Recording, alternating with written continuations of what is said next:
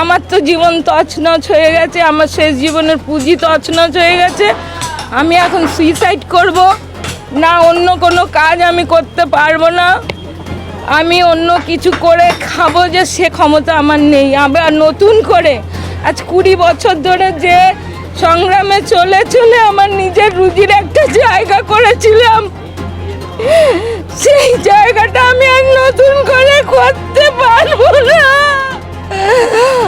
আমাকে কি করবে দেখুক এবারে আমাদের নতুন সরকার, সনাতনী সরকার না গরিবদের সরকার? কে গরিব, কে সনাতনী, কে মুসলিম আমি জানি না, আমি জানি না। আমি আর আমার জীবনটাকে নতুন করে গড়তে পারবো না, আমার নতুন করে গড়ার ক্ষমতা নেই, আমার বয়স হয়েছে, আবার নতুন করে আমি কিছু গোছাতে পারবো না। এটা আমার একটা সন্তান ছিল, এই দোকানটা আমার সন্তান ছিল, সন্তান। ছেলেরা বড় হয়ে ইনকাম করে গার্জেনদের খাওয়ায়, এই দোকানে আমাকে ইনকাম করে খাওয়াতো, এইখান থেকে আমি নিজের রুজি চালাতাম। বাংলায় সরকার পরিবর্তন হওয়ার সাথে সাথে এই যে গরিব মানুষের ব্যবসাগুলো উৎখাত করছে, আমরা এই ঘটনাকে তীব্র বিরোধিতা করি, ধিক্কার জানাই, নিন্দা জানাই। কেন্দ্র সরকার তিনি রেলের উপরে যেটা করছেন, রেল ছাড়া স্টেশনের বাইরে, এটা স্টেশনে পাবলিকের যাতায়াতের যেটা জায়গা সেখানে দোকান তুলে দিয়েছে, ঠিক আছে, কিন্তু স্টেশনের বাইরে যেটা এগুলো তোলার কোনো মানে নেই। কারণ এনারা যেটা চাইছেন সরকারি স্টল করতে, এই মানুষগুলোর পক্ষে 9 লাখ 10 লাখ করে টাকা দিয়ে স্টল নেওয়া সম্ভব নয়। সাধারণ লেবার মজদুরি মানুষ, তাদের 10 টাকার খাবার 100 টাকা কিনতে হবে। সুতরাং এই গরিব মানুষের বলতে পারতেন, ঠিক আছে আপনারা দোকান করছেন, ব্যবসা করছেন, আপনারা ইলেকট্রিক নেবেন, সুন্দরভাবে ব্যবসা করুন, পার মান্থলি হিসাবে 200-300 করে টাকা সরকারি ফান্ডে জমা করুন, এটা সরকারের উচিত ছিল। তা না করে তো দেখতেই পাচ্ছেন আমাদের যে অবস্থা। প্রথমে শুনেছিলাম গ্রিলের ভেতরে যারা থাকবে তারা মানে রেহাই পাবে, কিন্তু আজকে আমরা রেহাই পাইনি। আমাদের দোকানের পর থেকে কম করেও 30 ফুট 35 ফুট চওড়া রাস্তা রয়েছে। এখান থেকে দেখুন কত মানুষ মানে যাওয়া আসার সুবিধে, যে আমরা কাউকে সরকারকে কোনো সমস্যায় ফেলে আমরা ব্যবসা করছিলাম সেটা একদমই না, কিন্তু তারপরেও আমাদের এই দুরবস্থা। আমি 20 বছর এখানে ব্যবসা করে খাচ্ছি, আমার নিজের শেষ জীবনের রুজি সম্বল আমি এটাকেই ভাবতাম, কিন্তু আজকে আমি একদম নিঃস্ব। আমার শেষ জীবনের একটা সন্তান ভাবতাম এই দোকানটাকে, কিন্তু সেখান থেকেও আমাকে এই সনাতনী সরকার, এই সনাতনী গরিবদের পাশে থাকা সরকার আমাদের কোনো রকম রেহাই দিল না। আজকে আমাদের এখানে হিন্দু মুসলিম সব রকম, মানে আমি এত বছর ব্যবসা করে দেখছি এখানে হিন্দু মুসলিম সবাই আমরা মিলেমিশে। আজকে এখান থেকে দেখুন 30 ফুট চওড়া রাস্তা, আমার দোকানের পর থেকে রেল লাইন 30 ফুট রাস্তা, হাজার হাজার প্যাসেঞ্জারদের এই 20 বছরে হাজার হাজার প্যাসেঞ্জারদের জল দেয়া পড়ে গিয়ে মাথা ফেটে গেছে, রেল লাইনে পড়ে পা কেটে গেছে, বাচ্চা সোনা দানা ব্যাগ ফেলে চলে গেছে সিটে, সে সব কিছু আমরা আগলে ধরে প্যাসেঞ্জারদের হেল্প করেছি। কত সময় বাচ্চাদের জল খাওয়াবে, বয়স্ক মানুষ আমরা বসতে দিয়েছি, জল খাও, মানে তাদের হাওয়া খেতে দিয়েছি, পাখা চালিয়ে দিয়েছি, এত সেবা যত্ন করেছি আমরা মানে কি বলবো, আমরা জনগণের সেবা করেছি, প্যাসেঞ্জারদের সেবা করেছি। আজকে সেই যাত্রীরা কোথায় যাবে, কি করে কি করবে আমি জানি না। আমার তো জীবন তছনছ হয়ে গেছে, আমার শেষ জীবনের পুঁজি তছনছ হয়ে গেছে। আমি এখন সুইসাইড করব না, অন্য কোনো কাজ আমি করতে পারবো না, আমি অন্য কিছু করে খাবো, যে সে ক্ষমতা আমার নেই। আবার নতুন করে আজ 20 বছর ধরে যে সংগ্রামে চলে চলে আমার নিজের রুজির একটা জায়গা করেছিলাম, সেই জায়গাটা আমি আর নতুন করে করতে পারবো না। আমাকে কি করবে দেখুক এবারে আমাদের নতুন সরকার, সনাতনী সরকার না গরিবদের সরকার? কে গরিব, সনাতনী কে মুসলিম আমি জানি না, আমি আর আমার জীবনটাকে নতুন করে গড়তে পারবো না। আমার নতুন করে গড়ার ক্ষমতা নেই, আমার বয়স হয়েছে। আবার নতুন করে আমি কিছু গোছাতে পারবো না। এটা আমার একটা সন্তান ছিল, এই দোকানটা আমার সন্তান ছিল, ছেলেরা বড় হয়ে ইনকাম করে গার্জেনদের খাওয়ায়, এই দোকানে আমাকে ইনকাম করে খাওয়াতো, এইখান থেকে আমি নিজের রুজি চালাতাম। আমি আর পাচ্ছি না। বলেছিলাম যে তৃণমূলের পরিবর্তে বিকল্প শক্তি আসুক।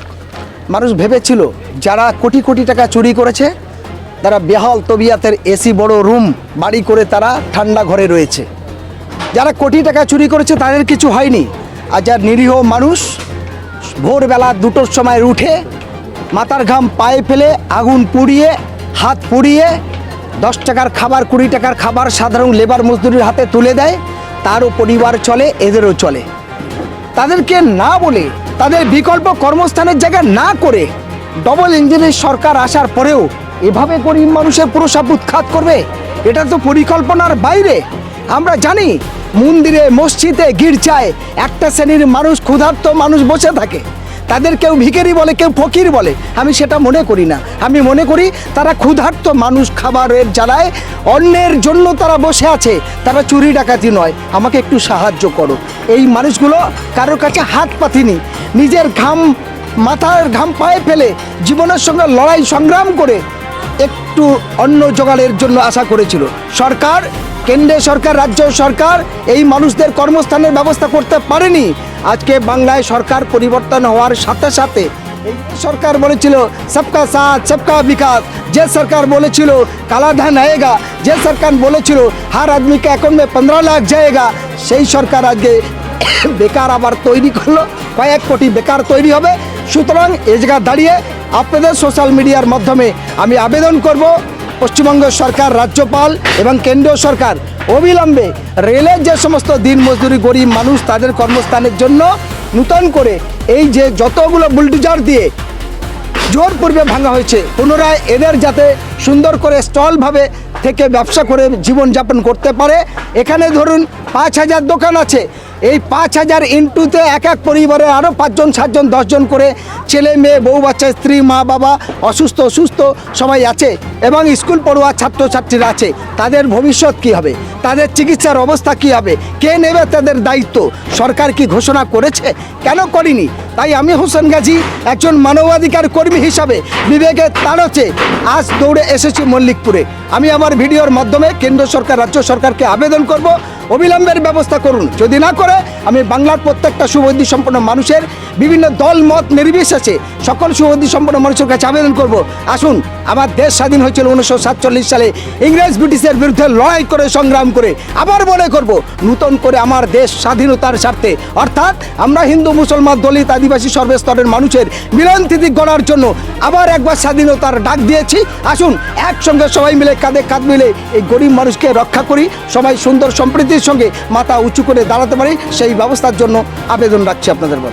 এনারা বলেছিলেন তো আমরা সোনার বাংলা করে পরিবর্তন করবো, এটাই কি পরিবর্তন? দেখুন, পরিবর্তনের নাম করে যে তোলাবাজি করবে এটা ঠিক জিনিস না।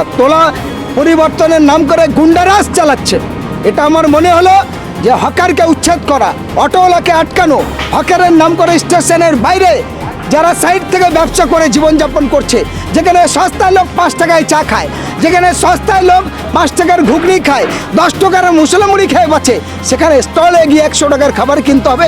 একটা লেবার মানুষ 300 টাকা 500 টাকা খেটে তার পরিবারের ছেলে মেয়ের পড়াশোনা শেখাতে পারে না, ভালো করে চিকিৎসা করতে পারে না, সেই পরিবারকে আরও বিপদে ফেলা, এটা সরকারের অমানবিক, এটা সরকারের অগণতান্ত্রিক, এটা সরকারের ক্ষমতার অপব্যবহার করা। আমরা এই অপব্যবহারকে ধিক্কার জানাই এবং আমি হোসেন গাজী মানবাধিকার কর্মী হিসেবে আবার বলবো, সাউথের ডিএম সাহেব, আপনি এটা ভুল পথে পরিচালিত হচ্ছেন। আপনি ভালো করে এগুলো দেখুন।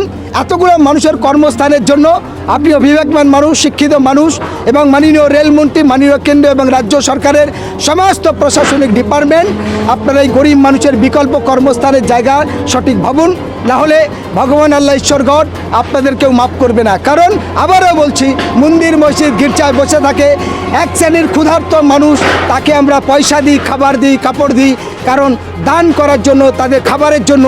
আবার আমরা নতুন করে ক্ষুধার্ত তৈরি করব, এরা কোথায় গিয়ে বসবে? এই মানুষগুলোর পরিবার কি করে চলবে? তাদের কথা ভেবে একটু এদের বিকল্প কর্মস্থানের জায়গা দেওয়াটা খুবই দরকার, এটা আমরা মনে করছি। তাই আপনাদের মধ্যে মাধ্যমে বাংলার প্রত্যেকটা মানুষের কাছে আবেদন, যে কোনো এরকম অন্যায় হচ্ছে তার বিরুদ্ধে রুখে দাঁড়ান, এই মানুষগুলোকে বাঁচান, তাতে অন্যান্য শ্রেণীর মানুষগুলো বাঁচবে, চুরি ডাকাতি ছিনতাই কম হবে। ধরে নিন স্টেশন পুরো ফাঁকা, রাত্রে 11টার সময় একটা মহিলা নেমেছে, সেই মহিলা কোনো রকম দুর্ঘটনায় ঘটলো, তাহলে তার নিরাপত্তার জন্য জল পানি কে দেবে? তারকে কে হেল্প করবে? কিভাবে সে বাড়িতে যাবে? আরও তো ভয়ঙ্কর দুর্ঘটনা ঘটবে, রাতে মানুষ চলতে পারবে না, বিপদ হলে একটু জলও পানি পাবে না, তাহলে মানুষ যাবে কোথায়? স্টেশন থাকবে মানুষের নিরাপত্তার জন্য, নিশ্চয়ই জিআরপিএফ খাবারের ব্যবস্থা করবে না, নিশ্চয়ই আরপিএফ সেখানে দাঁড়িয়ে জল পানি নিয়ে খাবার নিয়ে থাকবে না।